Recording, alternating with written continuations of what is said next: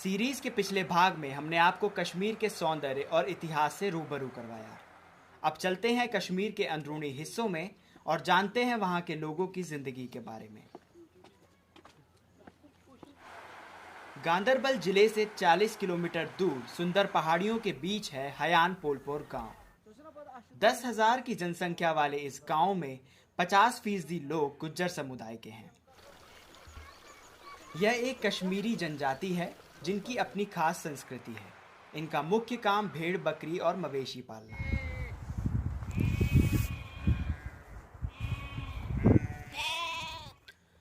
इस समुदाय के लोगों का अपना खास पहनावा भी है। शादी, ब्याह और खुशी के मौकों पर यह जनजातीय समूह अपनी परंपरा के अनुसार नाचता गाता है।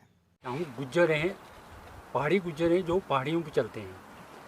कि गाना बाने में बजाते हैं, हम पहाड़ियों में जब जाते हैं मिलकर ऐसे गाने में बजा लेते हैं। कभी कभी पहाड़ियों में जब जाते हैं, जब शादी होती है हम लोगों की तो लड़कियां मिलकर अपने हिसाब से गाना बजा लेती हैं।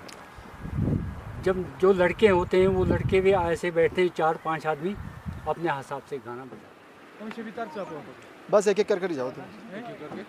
इस गांव को शहर से जोड़ने वाली मुख्य सड़क खराब हो चुकी है, या यूं कहें कि कभी ढंग से बनी ही नहीं।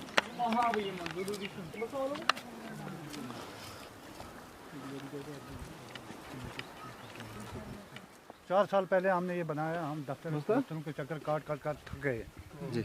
हमें इतनी परेशानी है। हमारे बच्चे यहाँ से जब बारिश होती है ना जी, तो हमें कंधे पर उठा के लाने पड़ते हैं। यहाँ हम चीफ ऑफिस गए, डिवीज़न गए, कहीं कहीं गए, लेकिन हमारा ये काम हुआ नहीं। हमारा वो कागज़ वहीं पड़ा है। लिहाजा हमारी ये गुजारिश है आपसे कि आपकी वसादत से अगर ये आगे गवर्नमेंट तक ये हमारा मसला पहुँच जाए कि ये हमारी रोड बन जाए। गांव का हर व्यक्ति गांव के विकास में इस सड़क के ना होने को अड़चन मानता है। हयान पोलपोर के सरपंच ने हमें बताया कि उन्होंने कई अफसरों और नेताओं तक अपनी समस्या पहुंचाई, लेकिन इसका हल अभी तक नहीं हो पाया है। और गुजारिश है कि आपके माध्यम से ये रोड निकलना चाहिए। हमें अशद ज़रूरत है। हमें यहाँ और भी एक लिंक रोड है, 1 किलोमीटर वो भी है, वहाँ भी हम जाना चाहते हैं आपके साथ में। तो उसका भी आप खुद नज़ारा देखिए क्या हाल है इसका। ये बस्ती पूरी दरहम बरहम होती है। जब यहाँ बारिश आता है चलने के काबिल रास्ता नहीं है, कोई रास्ता भी नहीं है। और ख़ासकर बूढ़े और बच्चों को ज़्यादा तकलीफ़ होती है, स्कूली बच्चों को ज़्यादा तकलीफ़ होती है। गांव में सड़क ना होने की वजह से सबसे बड़ी समस्या बीमार लोगों को अस्पताल पहुंचाने में होती है, जो यहाँ से 15 किलोमीटर दूर है। बारिश और बर्फबारी के समय तो स्थिति और भी खराब हो जाती है। यह गांव एक तरह से मुख्य धारा से कट कर रह जाता है। चलो लेके चलो साथ। हमने गांव में घूमकर लोगों की जीवन शैली के बारे में तो जाना ही, साथ ही उनकी समस्याओं को भी समझने का प्रयास किया। यहाँ के घरों में आज भी चूल्हे पर ही खाना बनता है। लोग पहले जंगल से लकड़ियां बटोर कर लाते हैं, फिर खाना बनाते हैं।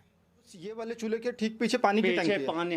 पानी की टंकी है। हाँ जी। और जब ये चूल्हा जलता है तो वो पानी गर्म हो जाता है। उसी से हाथ मुंह धोते हैं, बस यही इस्तेमाल है इनका।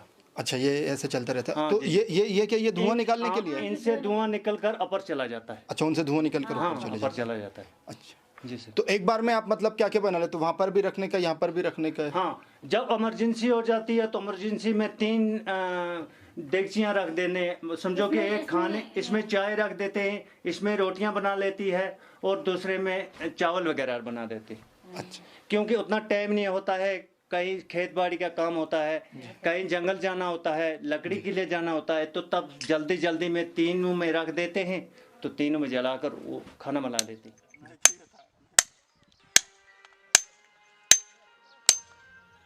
गांव में 95% लोग मजदूरी करते हैं। इसके लिए कई लोग 150 किलोमीटर तक का सफर भी तय करते हैं। हफ्ते में बस 4 दिन का काम मिलता है। मजदूरी भी इतनी नहीं कि 2 वक्त की रोटी के अलावा और कोई बंदोबस्त हो सके। आर्थिक तंगी इतनी कि गैस सिलेंडर तक भरवाना बस में नहीं है। आप क्या काम करते हो? मैं एक मजदूर हूँ सर, मजदूरी करता हूँ जी। तो उसके अलावा दिन को 300-400 कभी तो महीने में 10 दिन काम आता है, क्योंकि अब मौसम कश्मीर के हालात तो आप देखते ही हो, बारिश होती है तो कभी 10 दिन कभी 15 दिन काम के हासिल होते हैं। बाकी कोई सुनने वाला नहीं है सर, यहाँ कोई सुनने वाला नहीं है। अगर हम किसी के आगे भी कोई कुछ कहते हैं तो कोई सुनने वाला, बात सुनते हैं मगर गरीब की कोई नहीं सुनता, गरीब की सुनने वाला यहाँ पे कोई नहीं है सर। आप देख सकते हो मेरे 2 बच्चे हैं, आप मेरे कमरे की हालात देखिए, आप खुद देख लो कि क्या हिसाब किताब है। अगर आपको कुछ गलत लग रहा है तो एक मजदूर आदमी क्या करेगा सर, आप खुद 4 दिन मजदूरी मिलती है, 4 दिन मिलती है, 4 दिन में मैंने पहले ही आपको बोला, अगर महीने में अगर 10 दिन करेंगे या 5 दिन करेंगे तो बाकी बरसात होती है, कभी क्या होता है सर। तो गरीब आदमी जाएगा तो जाएगा, अपना क्या बनाएगा और क्या। गुज्जर समुदाय के लोग मुख्यतः मवेशी पालकर जीवन यापन करते हैं। एक भेड़ को बेचने के 4,000 रुपए तक मिल जाते हैं।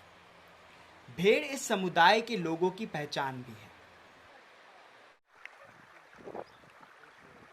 मवेशी पालन के साथ साथ सीढ़ीनुमा खेतों में ये लोग मक्का भी उगाते हैं, जिसका उगना मौसम की मेहरबानी पर ही निर्भर करता है।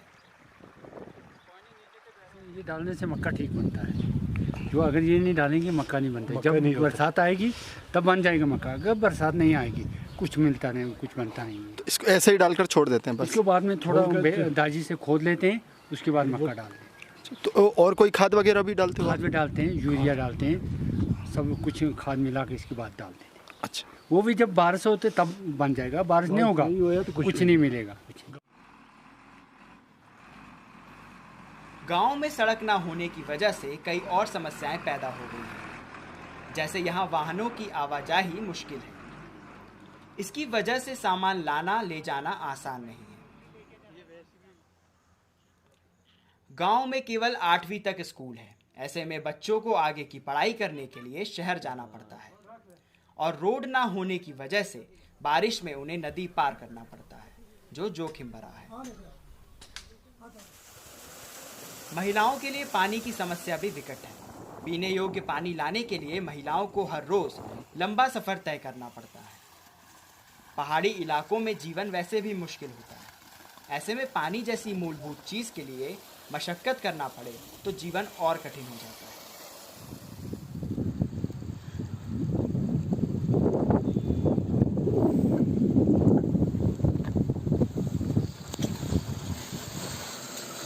हम ऐसे करते हैं इसको बंद, फिर ऐसे छोड़ते हैं।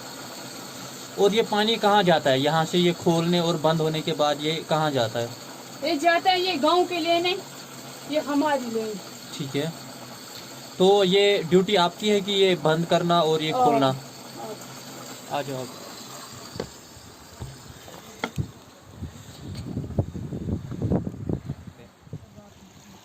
ये पानी कहाँ से आता है? ऊपर से आते घास, फिर कहाँ जाता है ये पानी? वहाँ से नीचे तक जाते पूरे गांव। कोई प्रॉब्लम तो नहीं होती आपको यहाँ तक आने में? और कोई मतलब जो यहाँ पे ये बना हुआ है उसके बाद यहाँ पे पानी फिल्टर होके जाता है कि ये डायरेक्टली जाता है ऐसे ही? ना ऐसे जाते हैं, बीच जब बारिश होती है तब थोड़ा फर्क होता है, तब हम जाते हैं पीछे ग्राड़ में। कश्मीर की टूरिस्ट डेस्टिनेशन से निकलकर इन गांवों की सैर करना और यहाँ के जीवन को करीब से देखना बड़ा ही सुखद है। अगर यहाँ रोड बन जाए तो टूरिज्म इन गांवों में आय के नए साधन खोल सकता है, जिससे लोगों के जीवन में सुधार हो पाएगा। यहाँ के लोग बड़े ही अच्छे स्वभाव के हैं और बड़ी गर्मजोशी से लोगों का स्वागत। क्या करेंगे? ये हुक्का पी कर अपना अंदर जला रहे, बस इतना ही है कुछ हमारे पास, और कुछ भी नहीं है।